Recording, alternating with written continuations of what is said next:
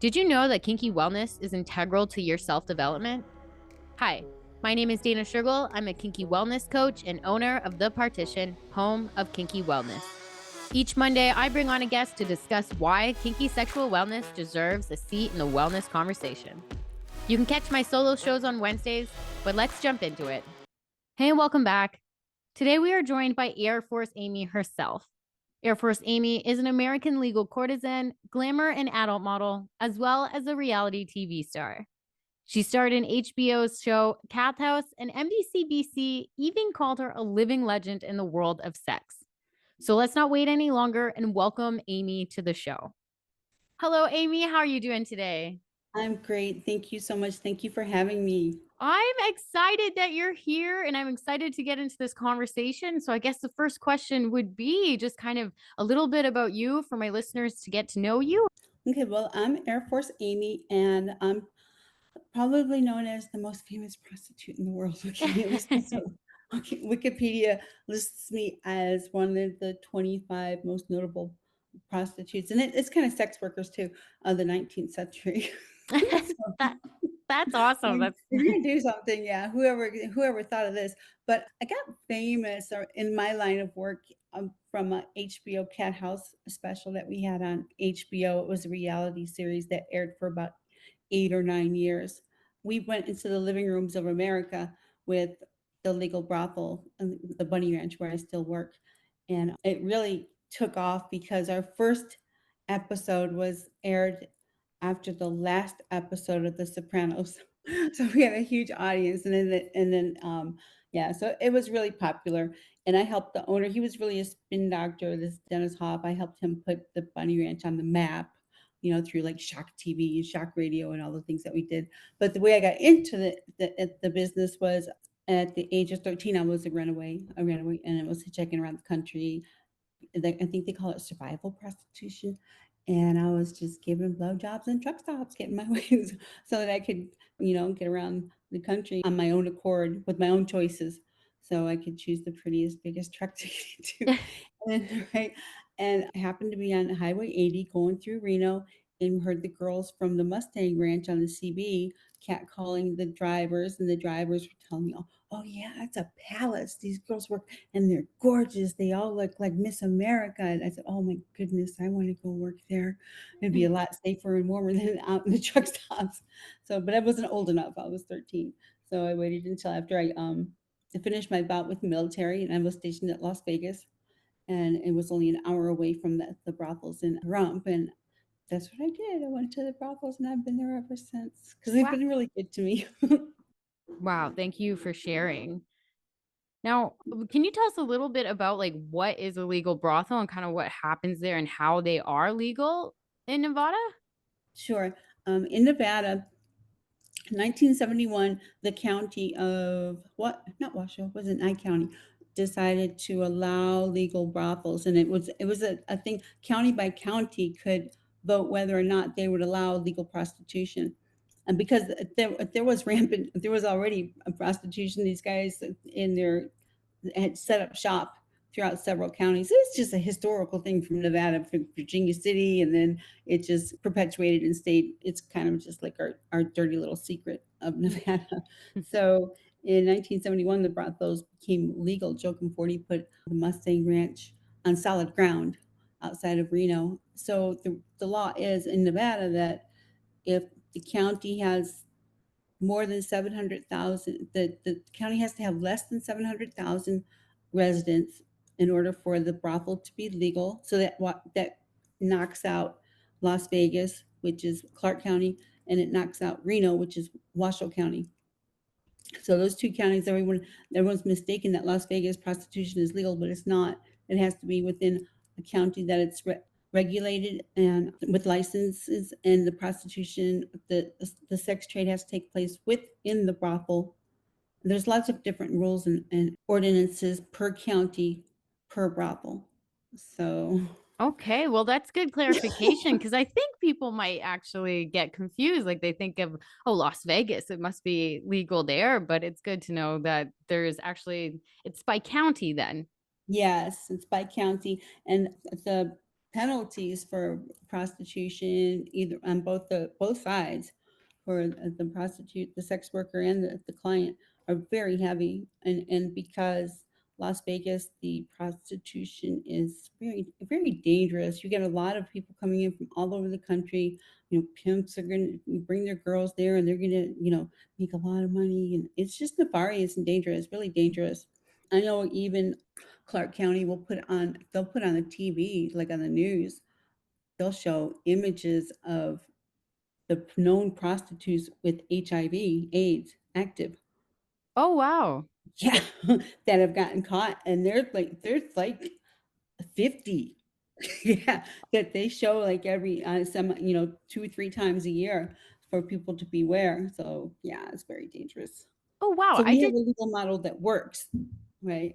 Yeah. Yeah. Well, I was going to say, I didn't even know that was legal to put someone's health status on like almost like a PSA, I guess. Yep, they do. They do. Yeah. So, Yeah.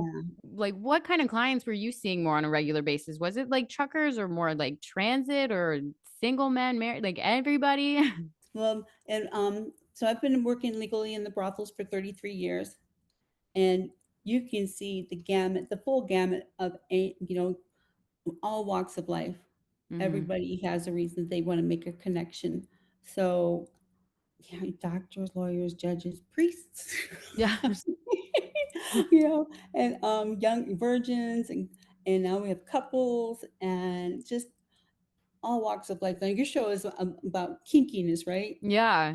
Yeah, so everybody's version of kinky is a little bit different, right? So maybe a couple thing, someone thinks a blowjob is kinky, whereas someone else wants a stick rammed into his gut. Yeah. You know? Right? There's all types of versions. It's all a matter of perspective, right?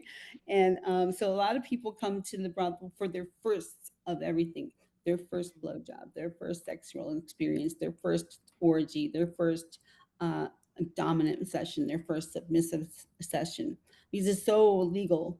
Here we have a complaint system. Like if you go look for sex from a stranger, a lot of bad things can happen. That Mm. won't happen here because we have rules in place, and you actually have even a complaint system. So we have a negotiation, and the girls can charge whatever they want for whatever they want. So if there's something they really don't like to do, they can just outprice someone and say they don't want to do that, or they just can say they don't do that. It didn't used to be that way. It didn't used to be where we could we had choices. We had to just, do everything. But the industry has evolved, and we can choose to do. We have choices. We can choose what we want to do and what we don't want to do, and we can charge whatever we want to charge. We're independent contractors, so there's not a set price for anything. Yeah. Everything everything's negotiable. Well, and And you mentioned connection. So I want to just touch base on that because it is more than just sex. These are people that are looking for, there are a large number of people that want to make a connection. And this is definitely one way to do it. absolutely, I've seen the involvement from the industry from 33 years ago to where it was just a romp and a hay, and they just wanted a good time, and in and out. That's it. There wasn't and the brothels kind of set it up that way where we couldn't really establish really good relationships. We weren't allowed to have phones. We weren't allowed to take phone numbers. We weren't allowed to stay in contact because they didn't want you to steal the client. But now everything is all about the connection and how deeply you can get involved with the person almost. Hmm. It's the massage after the sale, before the sale. And I have clients now that they'll make an appointment 6, 7 months out and then want to FaceTime a couple times a month prior to. And what are you going to do? You say no, you're going to lose the client, right? Yeah. Because somebody else will. So there's a lot of people just only get their connection through me. I mean, I had a gentleman, I would see him once a year, but we stay in contact. And I mean, a month or so ago, he had an active shooter at his workplace. Oh my He gosh. called me, of all people. Oh, Okay. wow. He called, I was like, really? So this is his main connection, you know? And he was safe and everything, everything Yeah. turned out okay. But I see that this is the main connection to a lot of gentlemen and a lot of people. On the other side of the coin, I also get paid to go away. So there may be a lot of there's gentlemen that I really dig, I'm really into, Mm-hmm. but they only wanted to come in and try that one thing, experience pegging or experience a golden shower or experience something that he would never ask his wife to do, the mother of his child to do. He would never ask her to do that, but he got to experience it with me, and boom, that's it. I never hear from him again. Yeah. And that's how it kind of is with couples. We started seeing couples maybe 10 years ago because it was like, yeah, the ladies, ladies did not used to be able to be allowed on property at the brothels. Oh, I didn't know Yeah, that. yeah, it was, and that was, I guess, to keep the girls safe in case maybe a wife found out or a girlfriend found out. Yeah. So it was women weren't allowed. So we started allowing women in, and it was like you can't join. This is it. So we see a lot of couples, and it's so strange to me that the women need a lot more hand holding and encouragement and than the men do. Okay. So it's a lot of interaction and comforting and ensuring.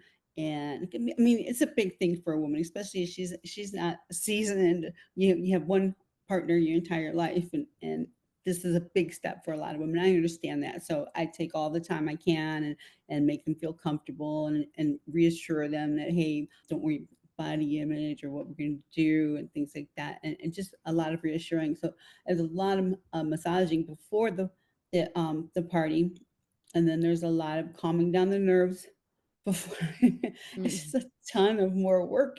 Okay, So women it's are just more work at the end of the yes, day. they are just, you know what? And like men are so easy, they're on the outside, right? You can just take care of men. You can tell for sure whether they've had an orgasm. And men are so easy. And women, it's on the inside, and you just don't know if they really faked it or if they really had one.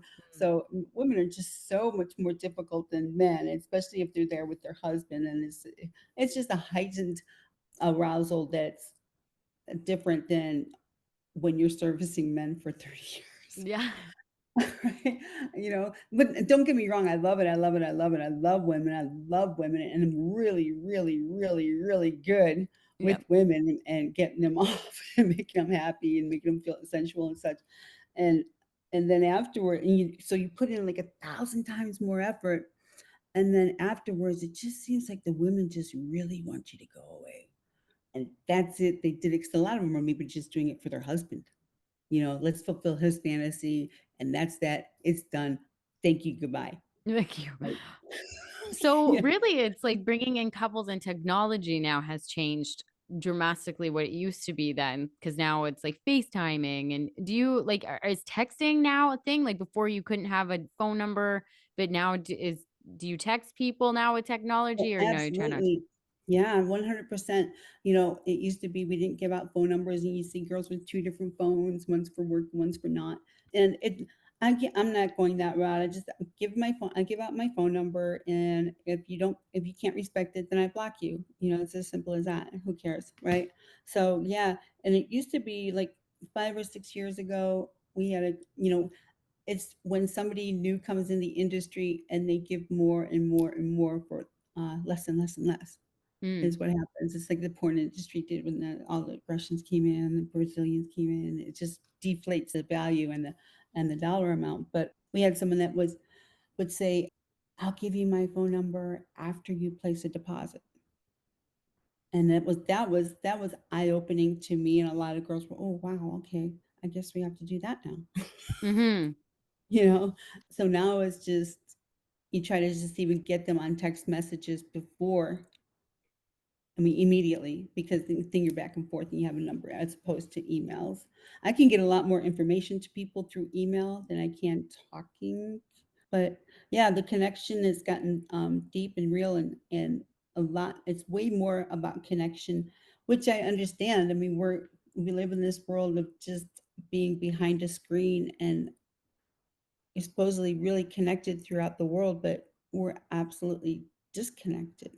Oh, There's, absolutely. you know, and just the touch for eyeball to eyeball and skin on skin and holding and touching and caressing and snuggling. And what I do most of all is provide confidence. Okay, so somebody wants to come in and I just make them let them feel like $1,000,000 bucks.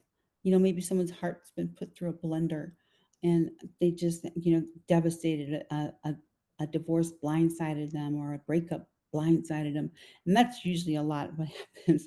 Yeah. Guys have been, they either shut down by women or hurt by women. And yeah, it's just a good emotional connection. Well, that's sweet. Like like it's humans helping humans is what I like to say it as well. And we do need more of that. And especially like in kinky wellness, it might sound unconventional, but it still is healing. It's still comforting. It's still, again, humans helping humans and being there for each other in this way. Right, exactly. Whenever somebody party with some, we call it a party. Okay, we call it what we do a part, our experience, our rendezvous, or we call it a party. So whenever when I party with someone, they want something out of the regular menu. Say, I mean, even spanking is, I'm seeing mostly vanilla people. Okay, this Yeah. is all it's all vanilla, man. Okay, but when somebody comes to say you want to be spanked, I'm like, and that's how you have to orgasm. It's like, and then I'll ask, well, how did this come about? And you get the greatest stories. Like, well, I was like 8 years old and I ran across the street and my mother, she got so mad at me and she spanked me so hard. And I think I had my first orgasm and boom, there's the greatest Yeah. stories. And most of these are, through childhood or with a teacher or somebody, something triggered something that made them, that aroused them and they like it. And how can you knock it, Hmm. and so afraid to ask somebody in their normal lives or in their normal relationships to do that, cross-dressing or spanking or clamping the nipples, anything. And so just so afraid to have that communication with someone that they love. And I don't know, so Yeah. here I am. Well, it is hard. Yeah. Well, it is hard. It's Yeah. one of like the hardest conversations to talk about. But you mentioned something about like alternative lingos and like party is the word for this. Is there Mhm. other types of lingo that you'd be able to share what it means like within the industry? Yeah, I was talking about one yesterday. So one of the main absolute reasons that we operate legally is that really the health department governs everything. Hmm. So the girls are seen once a week for 5 different STDs plus chlamydia, once a month for syphilis and AIDS, and once a year for hepatitis, and then we get vaccinated for A and B, or yeah, all hepatitis too. So, and the way that we screen a gentleman, we call it a DC. It's a dick check. Okay. Okay, so we DC, and it's just we look for open. We pull his pants down, and they have a real bright light. We look for open sores, genital herpes, genital warts, and we teach. We have a book of pictures of what to look for, and if you're not comfortable with it, and basically, really, if somebody pulls down your pants and they have an STD, you can smell it. And okay, so Yeah. right off the bat, she's like, okay, something's going on here. You have to go see your doctor. Okay. Yeah. I Like, would suggest you go see a doctor. So yeah, DC, our cashier is the hooker booker. Um, yeah. The brothels that they don't allow you to go home every night, that you have to do a tour for 1 week or 2 week. We call those pussy prisons. We're not allowed to use the word trick, but we do in our private conversations. is that like, is it just because it's just frowned upon to use that word or? Yeah, I'm supposed to say client. You know, Okay. well, things that the industry has evolved to such an extent. It's not just a romp in the hay, and the girls that have an education do much better.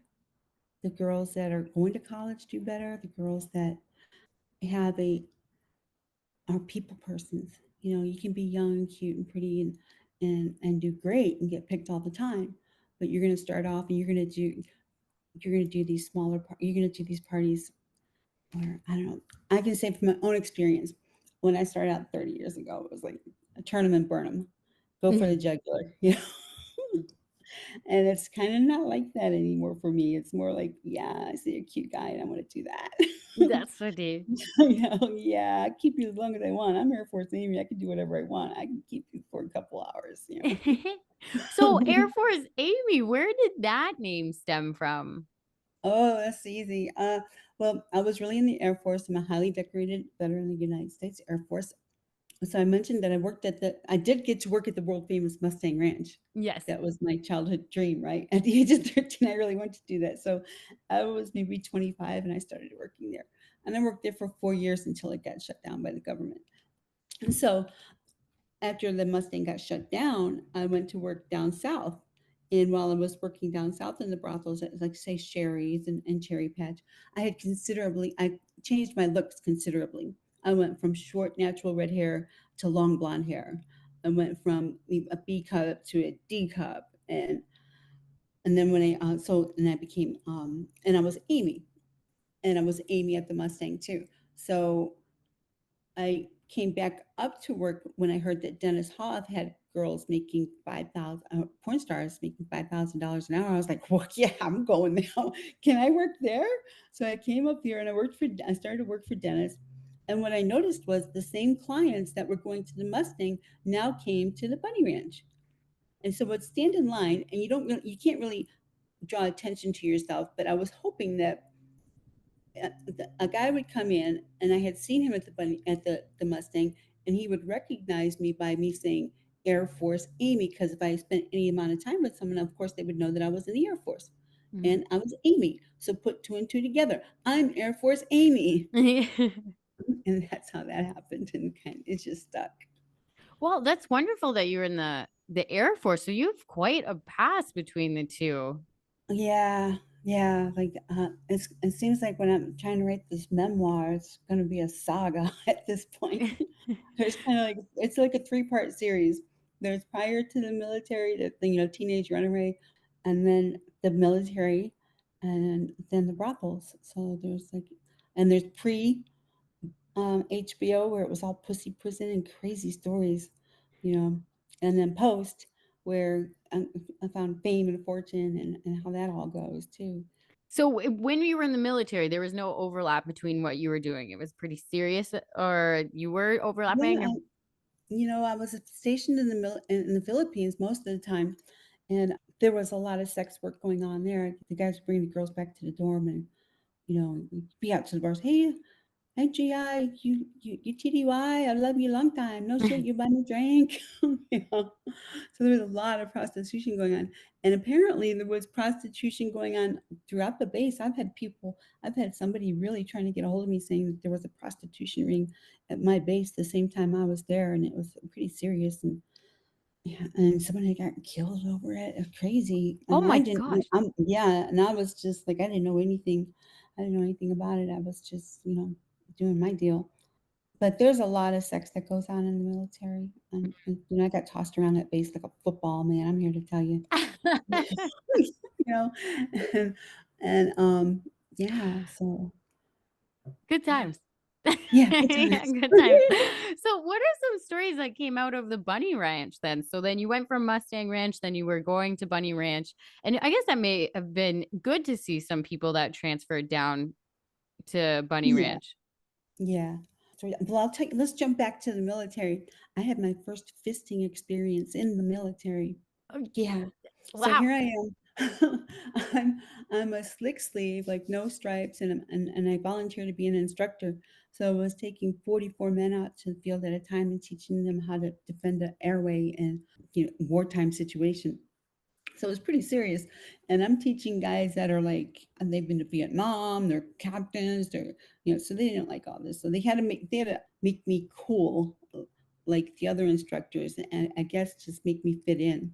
So I remember one of the things that the guys would do was get a piercing with a bamboo stick needle. It was really strange. So I told these students I was like, man, if you guys graduate at the top of your class or you do this, there was some type of caveat. "Well, if you do this, I'll get my nipple pierced with the bamboo stick." And they did like the best forever. And I ended up doing that in front of these students. Oh, that's so funny. Right. Yeah, and I ended up in bed with one of the guys, and he was like, I had this full leg cast on because I had tore up ACL, and yeah, I got fisted with this full leg cast up in the middle. It was crazy. Yeah, there's a That's lot of yeah. awesome. There must be crazy stories from all parts of your life. Now, do you have one or like a few? I'm sure a few pop out to mind, but do you have a few that are pretty crazy that you'd like to share? Yeah, I was just talking to someone last night about Dennis Hoff would have these huge, huge birthday parties at the Bunny Ranch. And while we were filming HBO, he had put on this huge parking lot party with, I mean, like a circus tent, like, I mean, two circus tents wide and a stage and live music and catered food. And we had this guy working for us, and I just always had a bad feeling about him. I just, more than Kinky, and he did get in trouble for what I had a bad feeling about. Mm-hmm. So I asked Dennis to get me a pony cart because pony play was just getting into, and I made this guy wear a horse bit, bridle and fishnet bodysuit and and pulling me around the parking lot with my crack in a whip. And so I'm riding around the parking lot with the pony play and my pony cart. And yeah, that was pretty crazy. And these parties were crazy too. It was just like anything goes, anything goes. And you had all kinds of like rappers and really influential and important people. We're just getting down, getting crazy. I am And convinced that's where all like the diplomats of our world go to these massive parties like this and have a crazy time and then tell us how bad sex is as they're having the best sex of their life. right, you're absolutely correct. Yeah, I mean, you'd be surprised because our lips are sealed. Our lips are sealed. We're Hmm. not going to tell anyone. And I don't even ask questions. I don't ask a lot of questions. I may seem disinterested in you, but I just ask like very. I tap around. I tap dance around. Um, I don't delve into where you work or what you do, or I Hmm. don't want to know as much as you don't want to tell me. Yeah. And that's Yeah. probably safer for you too, in a Yeah. way. And like, because you I'm not going to get killed by a politician. well, you mentioned how the ranches have you guys like how there's health and safety in place weekly, monthly, and yearly. And is there other things that you do to protect yourself, like physically and even yourself mentally and emotionally? Well, one of the things that look, so the ranch takes 50% of all of our bookings, right? They get 50%. And the way I look at it is the gentleman gives up 50% of what he's spending to protect him from me.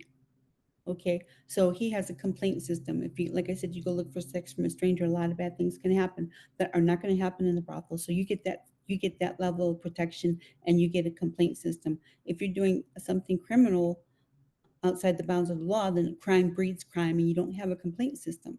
Like Mm, you're not going to go tell someone, "Oh, I paid her $500 for uh, an overnight, and she didn't give it to me." Who are you going to tell that to? mm-hmm, Who mm-hmm, are you going to complain to? So she's not obligated. Yeah, so you have a complaint system, and then I look at it. The 50% that I give up on my part is for my protection. So we have all kinds of things in place that keep us safe. We have number one fences around the place. Okay, so no one's gonna just like do something really bad and run and mm-hmm. get away. They have to get out of the gate first. That's not gonna happen. If you got 50 girls with heels in their hands chasing after you, you're in trouble, bud. Okay, you're in trouble. So we really just don't have any problems. We have panic buttons in our rooms that go directly to the sheriff's station. Oh, okay. Yeah, and we have a really, really, really good relationship with the local sheriffs and deputies, and they come in. We get sheriff's cards, so prostitution licenses, and in order to be licensed, it's even more difficult for me as a legal prostitute in my county to get licensed than it is for a cop to get deputized. Wow. So yeah, so for the girls, we can't have any felonies, period, ever. And we can't have any charges relating to drugs, prostitution, weapons, or thievery. Wow. So is 50% pretty standard or is that It is standard that throughout is all standard? brothels. Yeah. Christmas week, we'll get a 60/40 cut. Okay. Merry Christmas. That's good. There Yeah. you go. You got Uh-huh. your Christmas bonus. Yeah. So even So, with the panic buttons and things, so there is quite a bit of safety that goes on it's built into the establishment itself. yeah, and when new girl comes to work, she gets a big sister for quite a while, and she gets to see how you handle your clients and how she handles her clients. You go in and you negotiate with her, you help her, and they can see the demeanor that you have. Nobody just is even trying anything with me. Mhm. Mhm. Nobody's even trying anything with us. The only people that get tried are maybe a very young new girl Mhm. or somebody that just doesn't seem to exude that confidence. So we teach the confidence. But this, yeah, the safety issue, it just, I mean, like some of the worst thing that happens is maybe a girl's doing doggy style and a guy puts his thumb in her butt and she Mm. freak out. Yeah. Okay. You know, Well, I actually think that legalizing this is better in general for everyone because it's going to happen regardless. And for instance, we have a province here in Canada where you can't have stripping and alcohol in the same roof. So even dancers have to go outside of the province and they'll just kind of go into like sketchy places with sketchy hmm people, and it's just so weird, and this is in Canada, and I think people don't actually know that about certain provinces that we have here, but it's not like, oh, it's Canada, you can do whatever you want. Like, no, there's provinces that are more open and provinces that are less open as well. right. I didn't realize you were in Canada. So yeah, you got there's two different ways. There's legalization and decriminalization. Hmm. Decriminalization, most of the sex worker advocates say we believe that's really bad because what it does is put if they criminalize the customer instead of the girl, what that does is put all the power in the customer's hands. So he can say, I'm the one that's going to get in trouble, so you're going to see me here. Hmm. I'm the one that's gonna get in trouble, so I'm paying this. So it gives him it just put too much power with the customer over the girl, and it just really reduced her safety. And I heard that that's really what happened to Canada, that it turned really bad for the girls with decriminalization. That's Yeah, what I heard. from the stories that I've heard, it really is that they're kind of going into places like what you said. They don't have direct line. They have no one to turn to if something goes south. There's no Right. police or sheriff or anything like that. But to go back to the decriminalization and legalization, right? So legalization would give it's the model that we have in Nevada, and it's a model that works. I mean, is it perfect? No, but does it work? Does it keep us safety safe? Yeah. Does it keep the client safe? Yeah. Does it keep the girl safe? Yeah. Does it keep the pimps out of it? 99% of the time. Mm, You know, so yeah, we get a bad shtick. Okay, the legal brothels, the legal girls do, because you know the church, the moral crusaders will come after us and say, oh, you're promoting sex trafficking, and it's really not that at all. You know, we're it's an absolute opposite. A lot of girls are coming off the street into the brothel, feel safety, and get guidance and get help, and we have goals and we have sales meetings, and it becomes a business, and you get to have a goal as to what you really want to do if you don't want to really want to do this. So you just become more empowered as opposed to being trafficked. Nobody is being forced to come here. They have like 500 people a day or 1,000 girls a week, something like that, that apply. a And thousand a week. yeah, yeah, we have four different brothels up in Klein County: the Bunny Ranch, the Kit Kat Ranch, the Love Ranch, and the Sagebrush Ranch. And yeah, a lot of applications. So there's legalization that would put ordinances and rules into place, and then there's decriminalization that just really takes the power away from the woman and puts Mm. it into the client's hand. And the legal brothels, yeah, we're like a target for attack. It's kind of like I would say it's like gun control. You can't control all the illegal gun sales and things that are going on. So you're going to come after the people that you can that are licensed and legal. Okay, you're Mhm. going to come after them. Yeah, we're legal and we're an easy target because you know where we are, and Mhm. we already have regulations, and you can just put more on us. You know, so yeah. And do you feel like there's other misconceptions that people have around legal brothels or just this type of work that you Oh, want to 100 clarify? 1,000%. Oh, yeah. You know? You know? Yeah, there's so many misconceptions, it people just think it's a sordid place, I don't know. I keep myself pretty sheltered, so I don't really become a target of attack for a lot of the wrong thoughts, and I never really defended what I did for a living Mm. because I know it's a hard day's work and I'm challenged every day and it's my business and it's a business model and I'm marketing and keep it's kind of like being an insurance agent. You have to keep you have clients or a real estate agent or anyone in a professional sales where you really have to develop a clientele and manage them too. I think that's a good thing to point out because there is a lot of work with it. And with 1,000 applicants a week, it sounds like there's an awful lot of competition as well. So Yes, there's a lot of competition, and it's a sisterhood too, though. It's a sisterhood. We just help each other out. It's kind of like going to war, being on the Titanic. You're in the trenches. Mm, So regardless of your walk of life or what circumstance got you to the brothel, the minute you hit that door and you hit that floor, you're my sister. mm. And I'm going to help you any way that I can. I'm an open book, and I want to see you successful and bring you up to the level that your older sisters are at.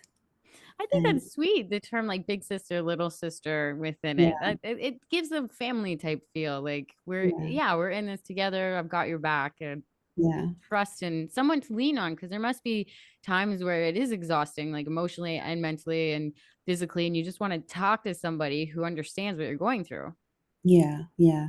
And that's it. That we're in this little bubble of a very unique job, and we help each other and try not to pay attention to what other people say. And you Absolutely. know what? And we're so used to being a target of attack too. I think that we're the last marginalized group that it's okay to attack. Mm, You yeah. know, I mean, honestly, that you can attack it. You can't attack anything else. But it seems like on social media, you can still attack prostitution and sex work. I mean, I'm watching the word. People aren't even typing the word sex anymore. Mm. You know, they're typing S with the three, and you because you'll get flagged on the algorithm. Oh, yes, yes. So censorship. Yes. Yeah. Yeah, I agree. Yeah, we really have to jump through a lot of hoops.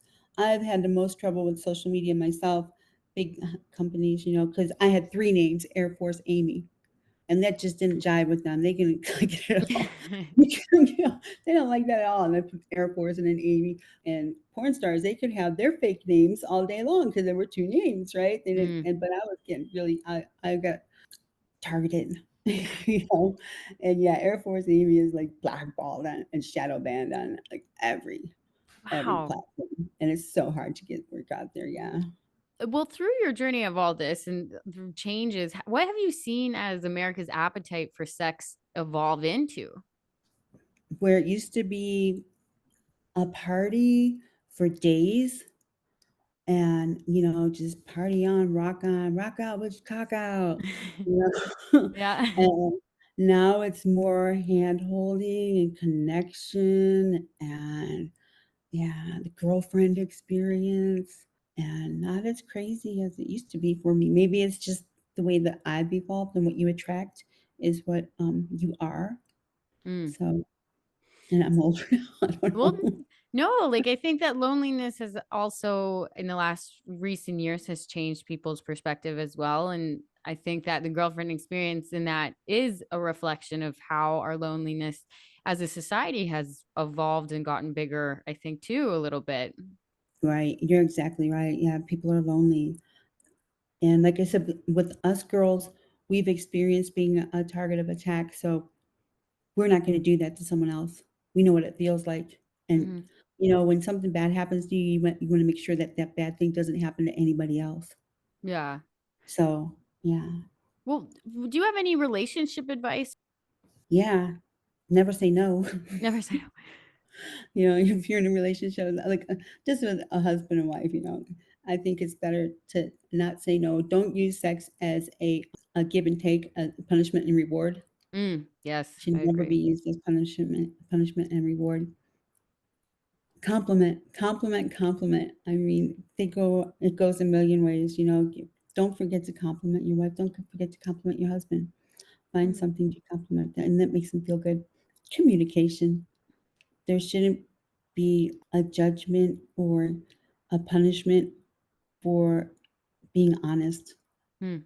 You know, honesty is the best policy. That's Except if you're gonna go to a brothel, never, never, never admit it. that's No, so funny. never, never, never admit it. Well, if you had Um, any tips or tricks for women or men that are in relationships of something that could spice up their sex life, what are like a couple off the top of your head that you'd be able to give them? the simplest ones are like always like some porn star moves, like if the woman as giving oral sex, to just look up into his eyes, make Mhm. eye contact, you know.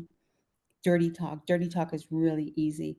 Just describing what's going on or describing what you want to happen. Like, oh, you're fucking me so good. That feels so good.